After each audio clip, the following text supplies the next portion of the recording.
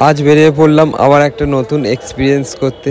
আজ যাচ্ছি জেনারেল কামরায় 15 ঘন্টার সফর, মহাকুম্ভের লাস্ট সান, শিবরাত্রির সান।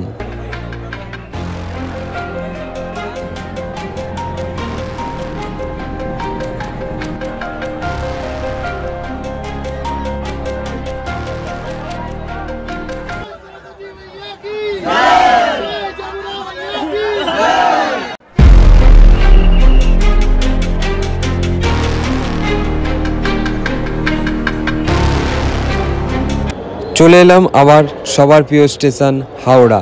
আজ যাচ্ছি প্রয়াগরাজ। আজ করতে চলেছি এক নতুন এক্সপিরিয়েন্স। জেনারেল কামরায় 15 ঘন্টার সফর নিয়ে চলে এসেছি। আজ যাচ্ছি হাওড়া গড়বেতা এক্সপ্রেস 11টা বাজতে। হাওড়া স্টেশনে ঢুকেই দেখতে পেলাম জেনারেল কামরার এক বিশাল লম্বা লাইন। বিশাল লম্বা লাইন দেখতেই পাচ্ছেন আপনারা। হাওড়া গড়বা সুপারফাস্ট এক্সপ্রেসের জেনারেল কামরার লাইন। হাওড়া গড়বা সুপারফাস্ট এক্সপ্রেস দিয়েছিল 14 নম্বর প্ল্যাটফর্মে। আপনারা ভিড় দেখে বুঝতেই পাচ্ছেন আজকের সফর মোটেও সহজ হতে যাচ্ছে না। এই বিশাল লাইন ঠেলে মারাপিটের মধ্যে উঠতে হবে আমাদের জেনারেল কামরায়, কিছু করার নেই। অবশেষে এই ভিড় ঠেলে মারাপিট করার পর লাইন দিলাম জেনারেল কামরার জন্যে। সুপারফাস্ট গড়বা এক্সপ্রেস সেদিন লেট ছিল প্রায় 1.5 ঘন্টা। 11টার ট্রেন স্টেশনে প্ল্যাটফর্মে এলো, তখন বাজে 1:30। অবশেষে ঠেলাঠেলি করার পর, গুঁতোগুঁতি করার পর উঠে পড়লাম হাওড়া গড়বা সুপারফাস্ট এক্সপ্রেস প্রয়াগরাজের উদ্দেশ্যে।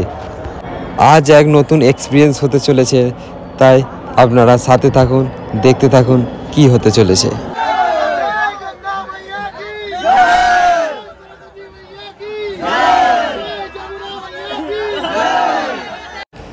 আপনারা জাস্ট ভিড়টা দেখুন, এই ট্রেনের জেনারেল কামরার ভিড়টা দেখুন।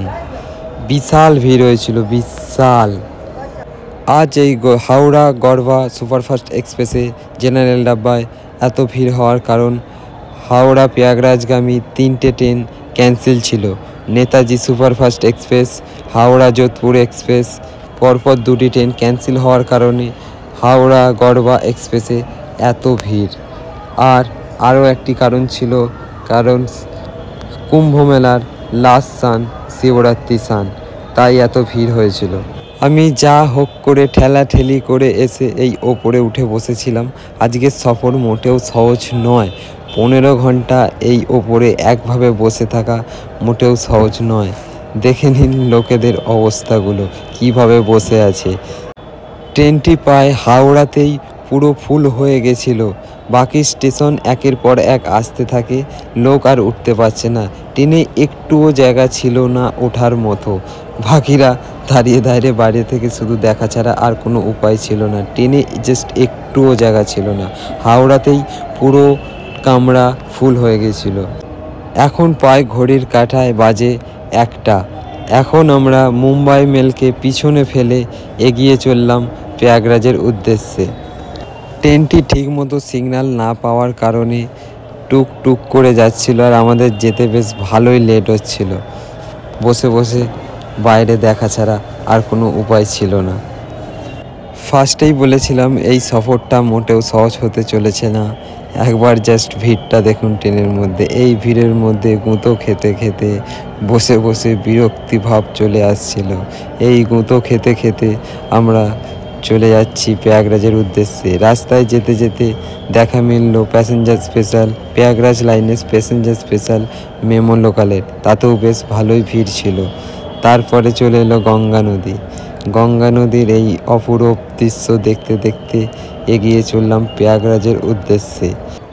অবশেষে জেনারেল কামরায় 15 ঘন্টা সফর করার পর নেমে পড়লাম প্রয়াগরাজ স্টেশনে। প্রয়াগরাজ স্টেশনে নেমেও দেখলাম এখানেও সেই একই অবস্থা। এখানেও বিশাল ভিড়, বিশাল ভিড়। এই ভিড় ঠেলে গুঁতোগুঁতি করে ওভারব্রিজ থেকে উঠে চলে এলাম প্রয়াগরাজ স্টেশনের বাইরে। দেখতেই পাচ্ছেন 15 ঘন্টা সফর করার পর আমার অবস্থা একেবারেই ঠিক ছিল না। 15 ঘন্টা জেনারেল কামরায় সফর করার পর এখন যাব সঙ্গমের উদ্দেশ্যে। তাই বাইরে বেরিয়ে হাঁটা শুরু করলাম টোটোর খোঁজে। স্টেশন থেকে বাইরে বেরিয়েই 3 মাথানি মোড়ে চলে আসবেন। ওখান থেকে দেখতে পাবেন অনেক টোটো সঙ্গমের উদ্দেশ্যে যাচ্ছে, কিন্তু নো এন্ট্রির কারণে সঙ্গমের 3 কিলোমিটার আগেই আপনাদের ছেড়ে দেবে। সেখান থেকে আপনাদের 3 কিলোমিটার পায়ে হেঁটে সঙ্গমে যেতে হবে। দেরি না করে উঠে পড়লাম টোটোয় আর পাড়ি দিলাম সঙ্গমের উদ্দেশ্যে। ল্যাদ খেতে খেতে চলে গেলাম সঙ্গমের উদ্দেশ্যে। টোটো আমাদের নামিয়ে দিল সঙ্গমের 3 কিলোমিটার আগে।